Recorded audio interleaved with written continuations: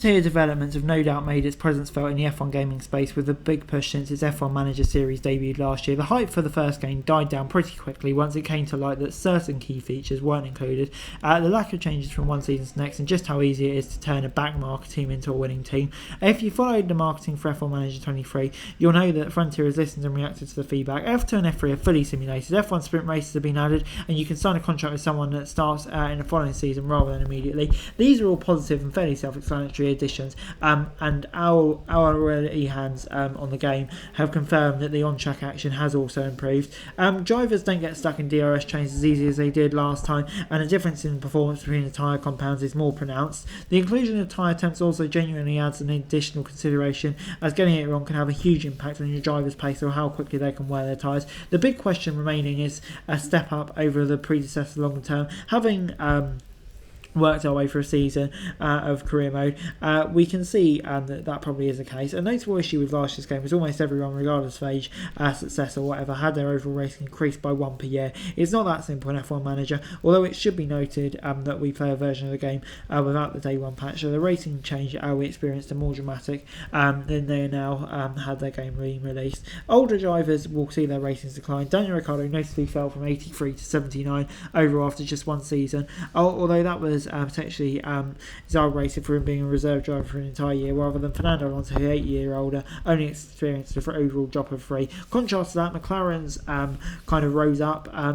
obviously being younger drivers, and yeah, the decline in ratings and eventual retirement will lead to F2 and potentially F3 drivers making their way into F1 quicker. In our second season, none of them landed anything other than reserve role, but there were lots of changes in both feeder series. Teo Pelcher was the F2 champion and moved to Ferrari in the reserve role. ART had an all-new driver lineup of Arthur Leclerc and Roman Stanek. The F3 champion Paul Aron in the Mercedes Junior progressed up to F2 with Dams and ended up winning the Bahrain sprint race. So yeah, you can definitely see which young talents are on the way up and who might be a potential future driver in your team. It's not just drivers that can work their way up through the series. In the second season, engineer Amory London and sporting director Oriane Pidier, who both start their career with F2 team ART, moved to Haas and Alfa Romeo for the second season. Personal developments across the playthrough are improved, and yeah, car development has also been widely being criticised, and that unfortunately hasn't had the same attitude. The biggest difference is that aerodynamic parts now wear out. Part lifespan is a factor,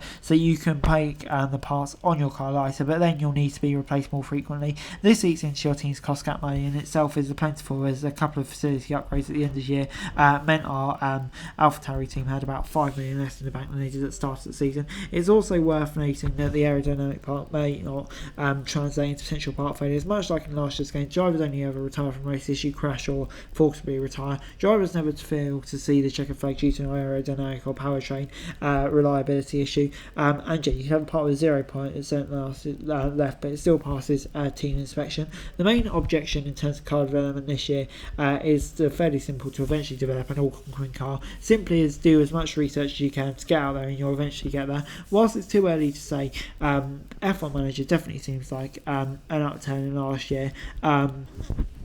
And yeah, definitely hard to go to the top. There's also no new rule change to help shake up the pecking order, and the ratings of the engines produced by all 4 manufacturers still doesn't change. So yeah, that's definitely a drawback. Where this game kind of lacks from previous racing game managements is there's no jeopardy or random event that could steer your team or course. Whether that be your power unit manufacturer falling behind or to the others, or an aero philosophy kind of turning wrong, akin to Mercedes zero pod concept that we obviously ditched. The only consolation is that you will be able to switch team once Frontier patches the game in probably early September. So yeah, you can kind of have different challenges as you progress through your save, and that's the bulk of the career mode, which is markedly better. And yeah, there's still areas to improve though. Separate to career mode, there's a race replay option which allows you to kind of rewind real life Grand Prix and see if you can do better. Fernando Alonso at Monaco, of course, is a very obvious one. Starting grid is more intriguing as it drops you in the middle of the race with certain objectives. And Hungarian Grand Prix challenges secure the maximum 44 points as Red Bull.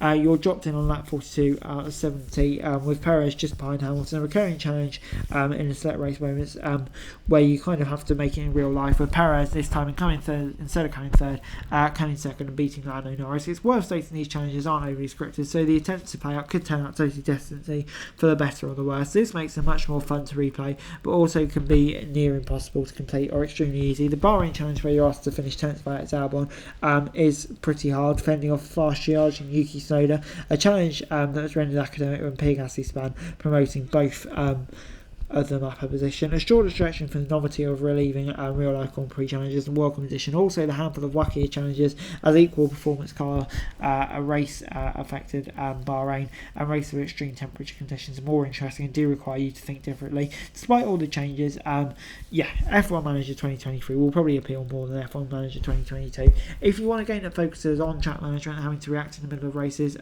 then you're probably right at home with career mode. But if you're looking for a more challenging deep management simulation, then you'll probably still prefer other F1 management titles or Motorsport Manager, F1 Game, etc, etc.